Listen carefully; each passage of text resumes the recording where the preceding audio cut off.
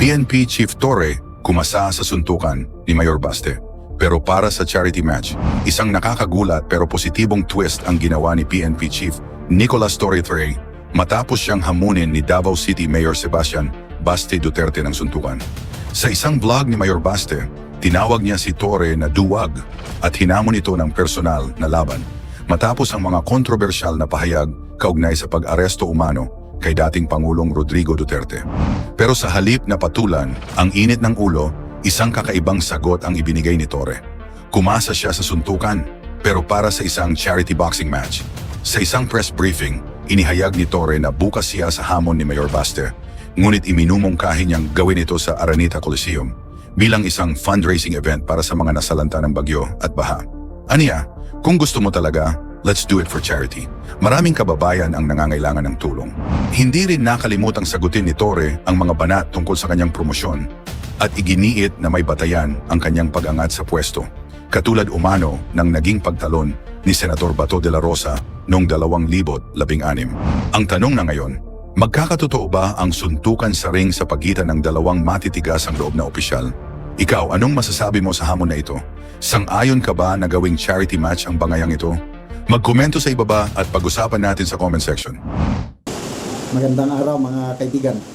Gusto ko munang pasalamatan at i-shout out ang aking mga kaibigang subscribers at the same time researchers, si Eudora at Chris Torres.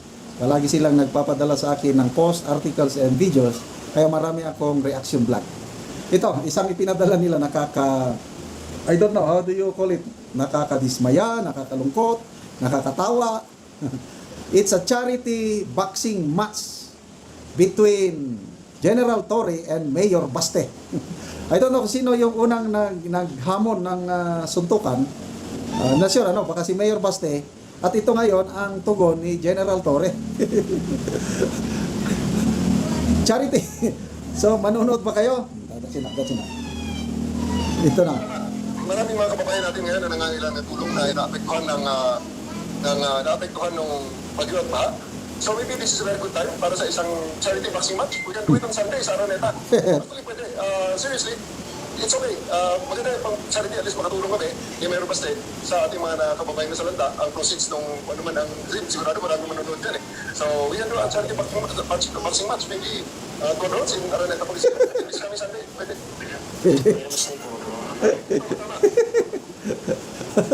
So matuwa pa tayo o malungkot sa mga nangyayari sa ating politika ngayon? Ay, nako. Sige. Tingnan muna natin Di ba mas malaki ang katawan niya, no? Mas malaki ang katawan ni Mayor Baste. Mas kulado eh. Mas maliit si General Torre. Okay? Tapos, I hope this is just a joke, kasi ang pangit ang dating. Kailang pag nagkatotoo, ay ewan ko lang kung suntukan. Kasi kung sa suntukan, depende yan sa katawan at I don't know. Tingin ko kung sa katawan lang o bigat, lamang na lamang si Mayor Baste, dihado si General Torre. Maliit lang siya at saka yung katawan niya, I don't know, kung parang Pacquiao versus Barrios, hindi ko na lang hindi natin mabilitin o malitin si General Torre. But grabing, kung sa Bisaya pa, nagdumot. Naiintindihan ko si Mayor Baste kasi kahit ako siguro kung nasa kalagayan niya, yung nang aresto sa aking tatay, ay talagang sabi nga ni BP Sara, hindi pa siya handang magpatawad sa ngayon. And I believe yung puot, galit, hindi ko may-describe kung ako ang nasa kalagayan ni Mayor Baste. Grabe. Kaya, ganun na lang, bitiw siya ng ganyang salita na hamon suntukan. Basta ang alam kong nag-trigger nito is yung panawagan ni parang may pahayag si General Torre na mga DDS walang utak, something like that. Nabasa ko lang ito sa post. Sumagot naman si BP Sara, it takes one to know one. Kung bobo kami, bobo ka rin. So yun, Sara versus Ito naman si General Torre, in one occasion, nanawagan siya. Sabi niya, sa mga DDS, pwede ba kalimutan nyo na lang yung nangyari. Wala na kayong magagawa kay Tatay Digong ninyo kasi nasa poder na siya ng ICC. Bahala na ng ICC sa kanya. Kung pwede ba, makipagtulungan na lang kayo. Pare-parehas naman tayong Pilipino. We want the best for our country. Magtulungan na lang tayo. Di ba? Ang gandang panawagan. Eh, ang sagot ata, I'm not sure, nababasa ko lang sa post. Masama yung hindi ko na lang banggitin. So yun, hanggang nakapag hamon itong si Mayor Baste na suntukan. O yun, kinagat naman ni General Torre, charity boxing match. Pasa lang tayo sa mga comments. Michael Del Asol, sabi niya, any proceeds will go to saan? Eh, sabi ni General Torre, para sa mga biktima ng baha. Jojo, Serjak versus Aura. Aguirre, Hipos, Tioy.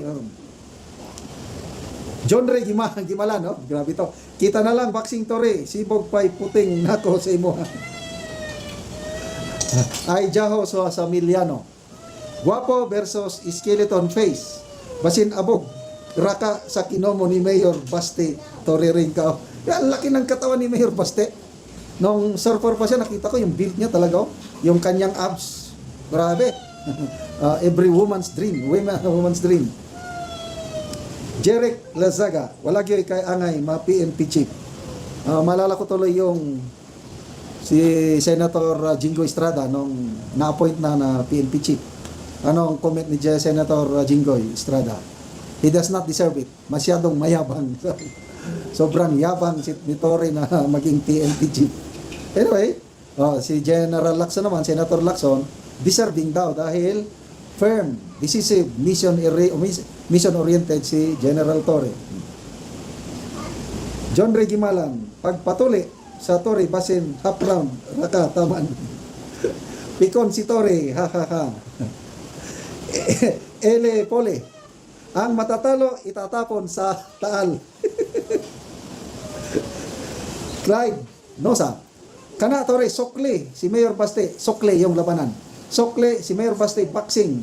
Di bitaw ka alkansi og mga guba ang dagway kay guba na daan. Sira na in advance ang mukha ni Torre, lalong masisira. Yun ang sinasabi dito. Mike Kilel, ako kay Baste, sisiguruhin ko na basagin mukha nito ni Diwata. Anyway, I hope joke lang ito. Parang joke ni Secretary John Vic Rimulya, mga abangers, mga biktima sa Bagyo. Pampagood vibes na lang. Hindi maganda itong mga ganitong pangyayari.